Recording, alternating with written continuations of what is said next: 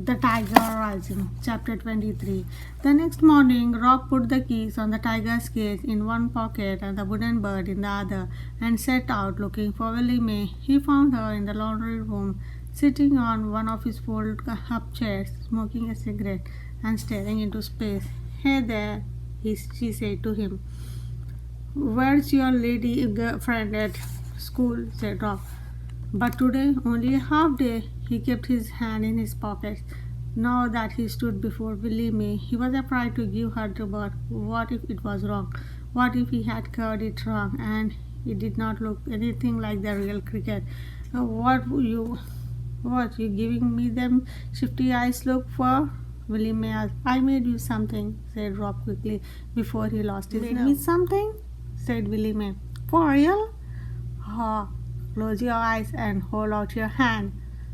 "I aren't made me something," said Willie Mae. "For real?" "Aha! Close your eyes and hold out your hand." "I ain't," said Willie Mae. But she smiled and closed her eyes and put out her enormous hand, palm up. Rob carefully placed the bird in it.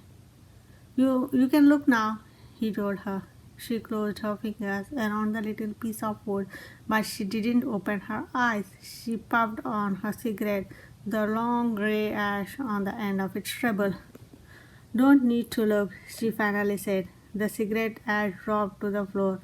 "I know what I got in my hands. It's cricket." "But you got to look at it and tell me, did I do it right?" said Rob. "I ain't got to do anything," said Willie Mae, "except stay back and die." She opened her eyes slowly, as if she was afraid she might frighten the bird into flying away. "This is the right bird," she said, nodding her head.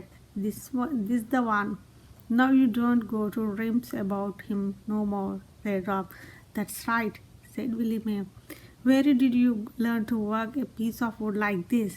"My mama," said Rob. Willie Mae nodded. "She taught you good." "Yes, ma'am," said Rob. He stared down at his legs. "I know a wooden bird ain't the same as having a real one." "It ain't," agreed Willie Mae, "but it soothes my heart just the same. My dad said he ain't got no jobs for me until this afternoon. He said I could help you out this morning." "Well," said Willie Mae. She dropped the bird into the front pocket of her dress. "I might could find some way for you to help me." So Rob spent his morning following Willie Mae from room to room, stripping the dirty sheets from the beds, and while he worked, the keys jingled in his pocket, and he knew that soon Sistine would be out of the school, and that she would demand again that he unlock the cage and let the tiger go.